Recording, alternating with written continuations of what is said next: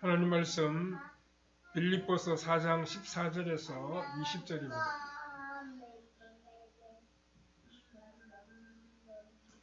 신약성경 323면쯤에 있습니다.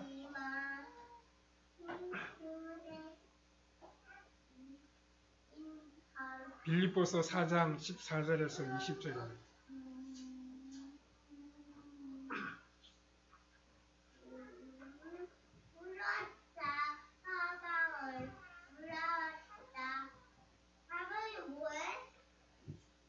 (4장 14절에서부터 20절) 우리 같이 읽겠습니다. 그러나 너희가 내 괴로움에 함께 참여하였으니 잘하였도다. 빌립보 사람들아, 너희도 알거니와 복음의 시초에 내가 마게도냐를 떠날 때 주고받는 내 일에 참여한 교회가 너희 외에 아무도 없었느니라. 데살로니가에 있을 때에도 너희가 한 번뿐 아니라 두 번이나 나의 쓸 것을 보내었도다. 내가 선물을 구함이 아니요 오직 너희에게 유익하도록 풍성한 열매를 구함이라. 내게는 모든 것이 있고 또 풍부한지라. 에바브로 디도편에 너희가 준 것을 받음으로 내가 풍족하니 이는 받으실 만한 향기로운 제물이요 하나님을 기쁘시게 한 것이라. 나의 하나님이 그리스도 예수 안에서 영광 가운데 그 풍성한 대로 너희 모든 쓸 것을 채우시리라. 하나님 곧 우리 아버지께 세세무궁하도록 영광을 돌릴지어다. 아멘. 예, 오늘은 무엇을 감사할까? 라고 하는 제목으로 잠시 말씀을 생각해 보기를 원합니다. 영국의 청교도들은 하나님을 온전히 예배하고 마음껏 성경을 배우기를 원했습니다. 하지만 영국에서는 그러한 신앙의 자유를 누릴 수가 없었습니다. 그래서 1920년 102명의 청교도들이 메이플라워를 타고 영국을 떠나 신대륙 아메리카로 향했습니다. 90일 동안 사투를 벌이며 대서양을 건너 1620년 12월 20일에 드디어 플리머스 항구에 이들이 도착하게 되었습니다. 그 당시 황무지와 같았던 아메리카 땅에 발을 디딘 그들은 혹독한 겨울을 지나면서 많은 사람들이 죽게 되었습니다. 살아남은 사람들이 믿음의 씨앗을 뿌려서 농사를 짓고 과일과 채소를 가꾸기 시작했습니다. 주변에 있는 많은 인디언들의 도움으로 그의 가을 드디어 추수를 할 수 있게 되었습니다. 이것은 그들에게 있어서 너무나도 감격적인 수확이었습니다. 그 청교도들은 지난 1년간 하나님께서 자유롭게 예배할 수 있게 하셨고 성경을 마음껏 읽을 수 있는 자유를 주셨을 뿐만 아니라 새로운 땅에서 농사를 지을 수 있는 터전도 허락해 주신 것에 대한 감사의 축제를 드리기로 했습니다. 그래서 그들은 주변의 인디언들을 초청하여 감사의 떡과 과일을 나누었습니다. 그렇게 지켜서 내려오던 것을 미국의 초대 대통령인 워싱턴이 매년 11월 달에 추수 감사주의를 지키도록 법제화하였습니다. 그 후에 매년 11월 셋째 주일을 추수 감사주일로 지키게 되었습니다. 오늘 우리 한국교회도 매년 11월 셋째 주일, 그러니까 오늘 주일이죠. 이 주일을 추수 감사주일로 지키고 있습니다. 오늘 우리는 더 이상 무리를 지어 살면서 농사를 하거나 과일이나 채소를 가꾸지 않습니다. 그럼에도 불구하고 오늘날에도 우리가 추수감사주의를 지켜야 하는 이유는 그 무엇이겠습니까? 지난 한 해 동안 하나님께서 주신 은혜를 기억하고 감사하기 위해서입니다. 우리의 가정과 개인의 삶, 그리고 공동체에 주신 하나님의 은혜를 한번 생각해 보아야 합니다. 하나님의 도우심의 손길이 어떤 것이 있었는지 우리 모두가 기억해 보아야 합니다. 아마 그 많은 은혜가 얼마나 많은지 다 헤아릴 수 없을 정도일 것입니다. 그렇다면 우리는 무엇을 감사해야 합니까? 사도 바울은 오늘 본문 15절에서 빌립보 사람들아 너희도 알거니와 복음의 시초에 내가 마게도냐를 떠날 때 주고받는 내 일에 참여한 교회가 너희 외에 아무도 없었느니라 라고 했습니다. 바울이 마게도냐를 떠나서 전도 사역을 진행할 때 빌립보 교회에서 많은 도움을 주었습니다. 그래서 바울은 이 빌립보 교회에 대하여 감사하다고 이야기하고 있습니다. 뿐만 아니라 본문 14절에 보면 그러나 너희가 내 괴로움에 함께 참여하였으니 잘하였도다 라고 말씀하고 있습니다. 사도 바울은 고난을 당하며 복음 전파 사역을 감당할 때 홀로 하지 않았다고 말하고 있습니다. 빌립보 교회의 도움과 사랑과 헌신이 있었음을 이야기하고 있습니다. 그는 생명의 복음을 전하기 위하여 배를 타고 가다가 무려 14일 동안이나 바다에 갇혀서 고생하기도 했습니다.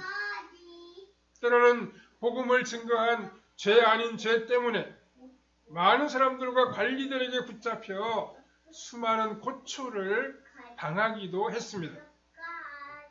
언젠가는 40에 하나를 감하는 매를 5번이나 맞기도 했고 죽은 자로 여겨져서 버림을 받은 적도 있었습니다. 그가 이렇게 복음을 전하면서 수많은 고난을 당했을 때 빌립보 교회 성도들이 그 괴로움의 현장에 함께 참여한 것이라고 바울이 말씀하고 있습니다.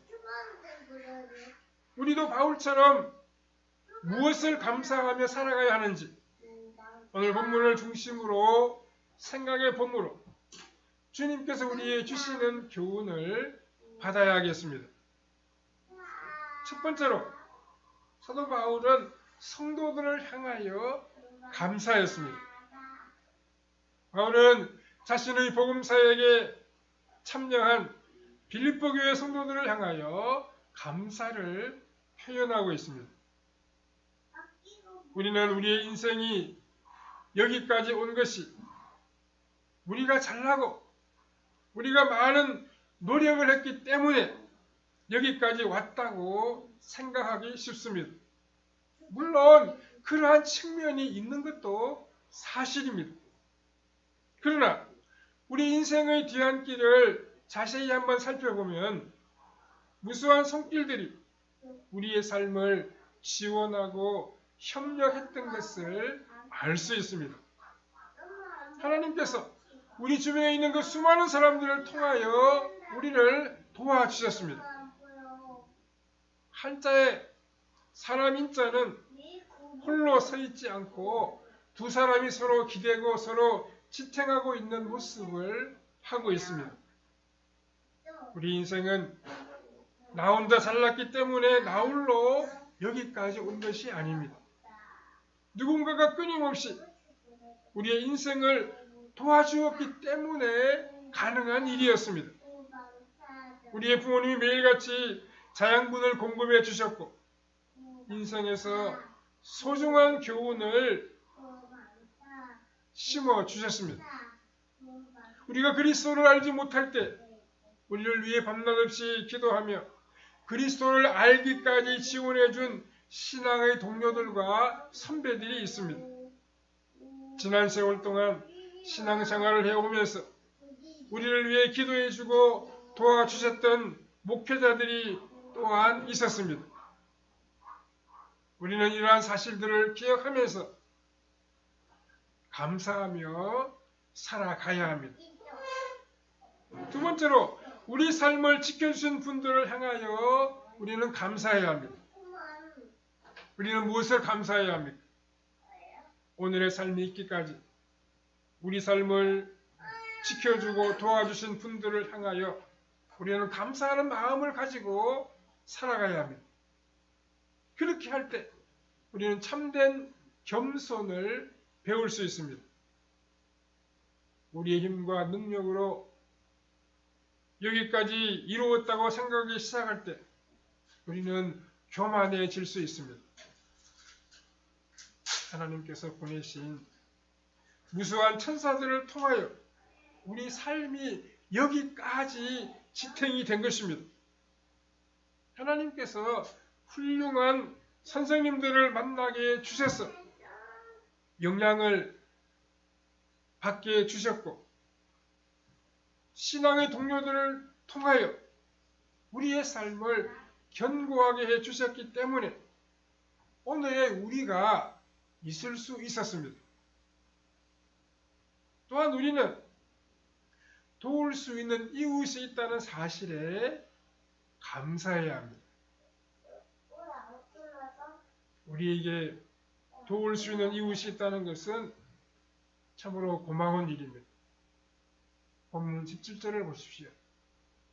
내가 선물을 구함이 아니요 오직 너희에게 유익하도록 풍성한 열매를 구함이라 라고 했습니다. 이 부분을 표준 세번역 성경에 보면 내가 선물을 구하는 것이 아니라 다만 여러분들을 위하여 여러분들이 풍성한 열매를 맺는 인생이 되기를 구합니다 라고 그렇게 번역이 되어 있습니다. 우리가 인생에서 성숙할 수 있고 인생의 진정한 기쁨을 누릴 수 있는 것은 도울 수 있는 이웃이 우리 주변에 있기 때문입니다. 우리의 도움으로 인하여 이웃들이 풍성한 열매를 맺을 수 있는 것을 볼 수 있다는 것은 참으로 감사한 일입니다. 미국의 사회학자인 스테파니 브라운 박사라고 하는 분이 흥미로운 연구를 하여 다음과 같은 결과를 발표한 적이 있었습니다. 자기 자신만 아끼고 남을 돕지 않는 사람은 남에게 도움을 주며 살아가는 사람들보다 일찍 죽을 가능성이 2배가량 높다고 이분이 이야기했습니다. 이 스테파니 박사가 무작위로 423쌍의 노인 부부를 선정하여 5년 동안 그들의 삶을 추적하며 조사를 해보았습니다. 그랬더니 다른 사람을 도우면서 기쁨을 누리는 부류와 도움을 받을 생각만 하는 두 부류로 나눌 수가 있었습니다. 그들의 삶을 5년 동안 추적하며 조사해본 결과 남을 도우면서 기쁨을 누리며 살아가는 부부가 더 오래 산다는 그런 결과가 나왔다는 것입니다. 사랑하는 성도 여러분, 다른 사람을 돕는 기쁨이야말로 우리가 우리 삶 속에서 누릴 수 있는 가장 영광스러운 기쁨입니다. 우리에게 도울 수 있는 이웃과 영혼이 존재한다는 것은 참으로 감사한 일입니다. 그런데 우리는 나이가 들면 들수록 다른 사람을 돕기보다는 도움을 받으려고 하는 경우가 더 많이 있습니다.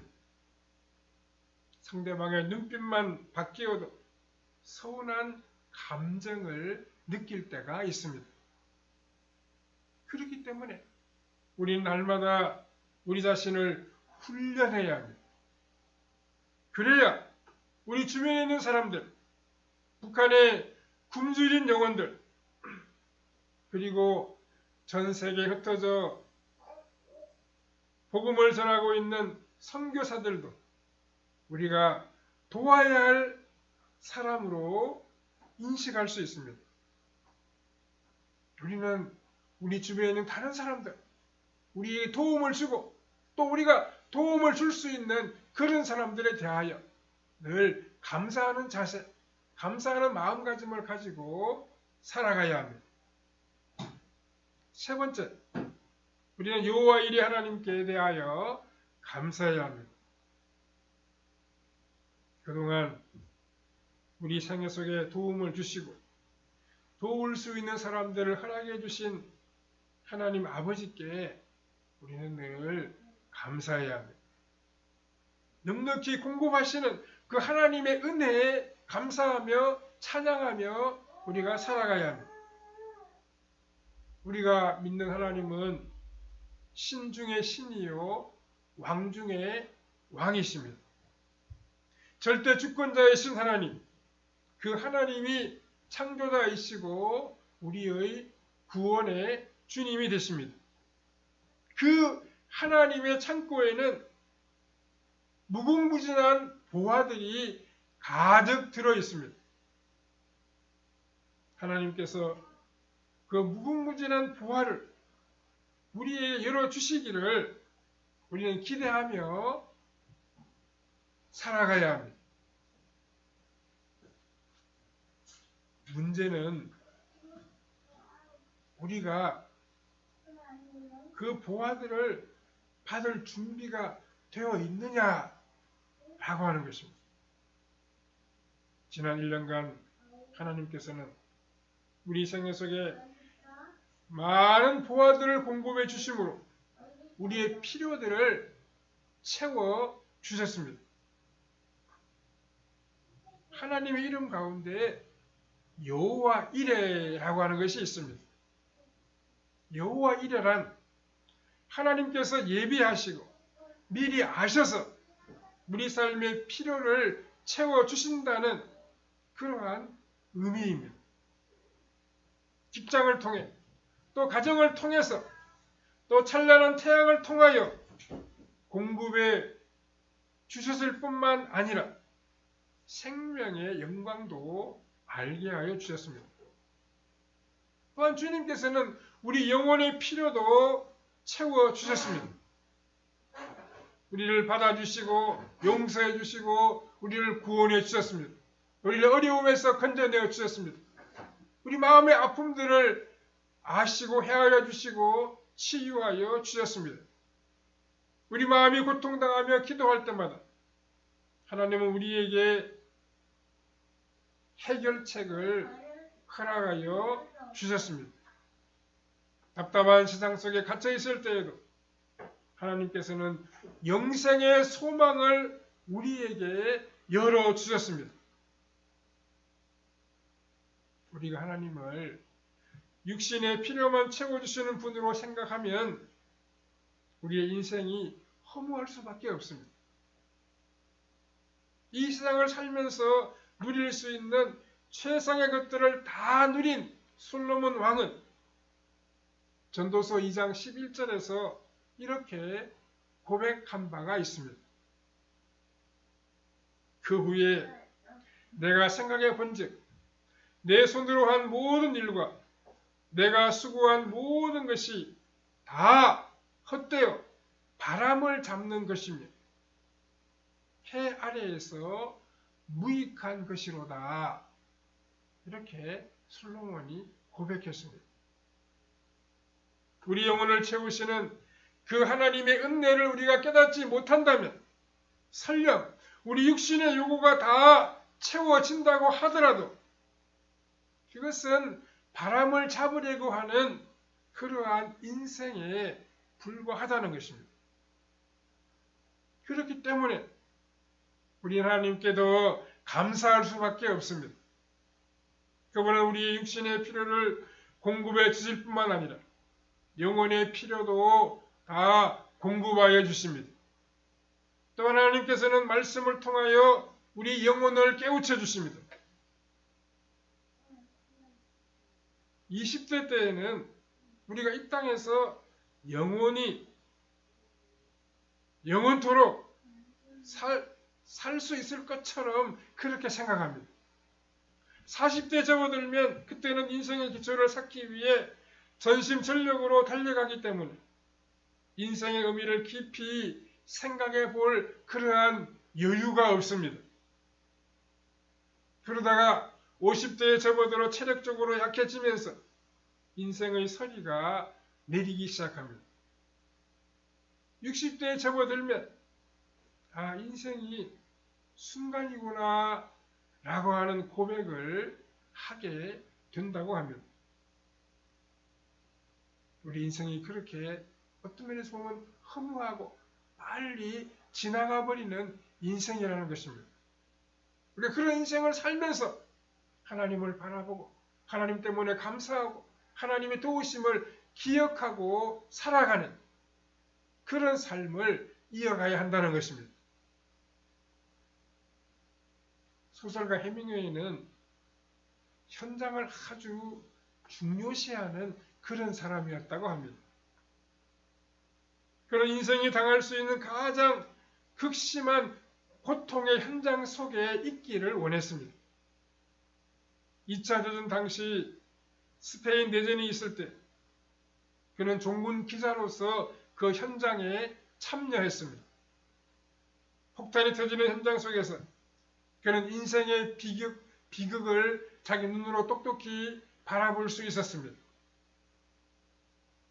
그후로 인간이 무엇인지, 인간이 추구하는 바가 무엇인지에 관한 글을 많이 쓰게 되었습니다.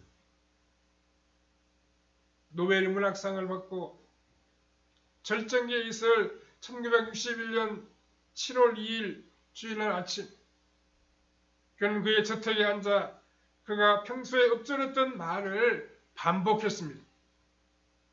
무로부터 무에 이르는 짧은 나의 여행, 이 여행은 너무나도 지루하다. 이렇게 그는 말했습니다. 그리고 그가 사냥하면서 사용했던 총을 들고 나와서 그는 스스로 자신의 인생을 마감하고 말았습니다. 우리가 창조주 하나님을 만나지 아니하고 우리 인생의 근원이 되시는 하나님을 만나지 않는다고 하면 우리는 결코 이 땅에서 행복을 누릴 수 없는 그러한 존재입니다. 하나님을 참 만나야지만이, 하나님을 믿고 의지해야지만이 우리 인생이 만족할 수 있고 참다운 행복을 누릴 수가 있습니다. 바람을 잡으려는 인생은 뜬구름 같은 인생입니다. 그러나 그런 인생에도 우리 예수님께서 찾아오십니다. 예수께서 십자가 위에서 피 흘려 죽으심으로 우리 인생의 모든 죄짐을 다 덜어주시고 영원한 생명과 삶의 기쁨을 주셨습니다. 예수님께서 이 세상을 살아야 할 가장 중요한 이유와 하나님의 영광을 알게 하셨습니다. 그러나 이 놀라운 복을 받아 누리고도 모든 인생이 다 하나님께 감사하는 것은 아닙니다. 누가복음 17장을 보면 10사람의 나환자가 나옵니다. 이 10사람이 예수님께 나와서 예수님이여 우리를 긍휼히 여기소서, 우리를 불쌍히 여기소서 그렇게 외쳤습니다. 그들은 예수님께서 병자들을 치료하신다는 그런 소문을 들었습니다. 심지어 죽은 자도 살리시는 권세의 하나님이심을 그들도 들었습니다. 그래서 우리 예수님을 향하여 간절히 간구한 것입니다. 그때 우리 예수님께서 그들을 보시면서 너희는 제사장에 가서 너희 몸을 보이라 이렇게 말씀하셨습니다. 베드로는 예수님께서 권세 있는 분이심을 알았기 때문에 제사장을 향하여 달려갔습니다. 그리고 서로를 보는데 그들은 깜짝 놀라게 되었습니다. 그들의 온몸이 깨끗하게 치유를 받았기 때문입니다. 얼마나 놀랍고도 얼마나 기쁜 일인지 모릅니다. 그런데 참으로 안타까운 것은 10사람의 나환자 가운데 단 한 사람만이 예수님께 다시 와서 절하고 감사를 표시했다는 점입니다. 왜? 똑같은 은혜를 받았는데도 9명은 예수님께 가지 않았겠습니까? 그들이 나병으로 고통스러운 세월을 보내다 보니 치유받은 그 사실이 너무 기뻐서 사람들에게 알리기 바빴기 때문입니다. 우리도 문제가 해결되고 나면 하나님께 감사하지 않을 때가 참 많이 있습니다. 응답받고 복을 받은 그 순간 복의 근원이신 하나님께 감사와 찬양을 돌려드려야 합니다. 그 9사람이 감사하지 못한 이유는 또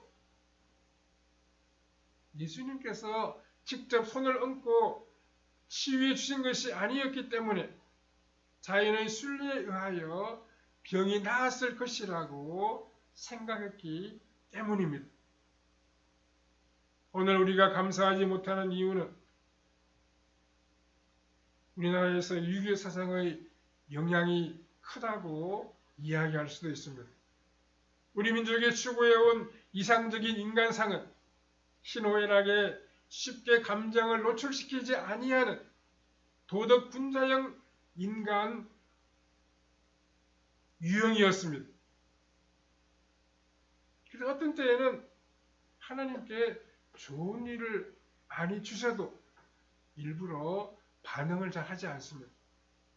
그것이 성숙한 삶의 태도라고 착각하기 때문입니다. 체면을 지키는 삶의 태도가 감사를 가로막기도 한다는 것입니다. 나병에서 고침받은 사람 중에 한 사람만이 예수님께 나와 감사했습니다. 그는 더구나 이방인이었습니다. 창조주 하나님, 우리를 사랑하시고 구원해 주신 그 하나님께 우리는 마땅히 감사해야 합니다. 그분께 영광을 돌려야 합니다. 우리의 삶을 통해 그 하나님의 이름을 높이고 찬미해야 합니다. 우리 삶을 돌이켜보면 베풀어 주신 그 은혜에 감사하지 아니할 수가 없습니다. 감사하는 사람에게 하나님은 더 큰 은혜와 긍휼을 베풀어 주실 것입니다. 또 다른 수많은 감사의 제목을 허락하여 주실 것입니다. 그럼 우리는 모든 일에 감사하면서 하나님의 이름을 높이고 살아가는 감사하는 성도들로 나타나야 합니다. 때를 따라 도우시는 구원의 하나님께 감사와 영광을 돌리고 하나님을 영화롭게 하는 성도님들의 삶이 다 되시기를 바랍니다. 영화로우신 하나님, 하나님의 크신 은혜와 사랑을 감사하옵나이다. 오늘 추수감사주일 하나님께 영광을 돌리게 하시니 너무도 감사합니다. 우리가 받은 주의 은혜와 사랑을 기억하며 하나님을 찬미하고 하나님 앞에 큰 영광과 존귀와 감사를 돌리며 살아가는 우리의 발걸음이 되게 하여 주시옵소서. 하나님께 감사함으로 더 큰 은혜와 감사의 제목을 허락해 주시는 하나님의 긍휼하심과 사랑을 체험하는 우리의 복된 신앙생활이 되게 하여 주시옵소서. 우리를 구원해 주신 주님께 감사하고 우리에게 도움을 베풀어 준 이웃에게 감사하며 우리가 도울 수 있는 사람들에게도 감사하며 그들을 돕고 협력하는 우리 아름다운 신앙생활이 이어지게 하여 주시옵소서.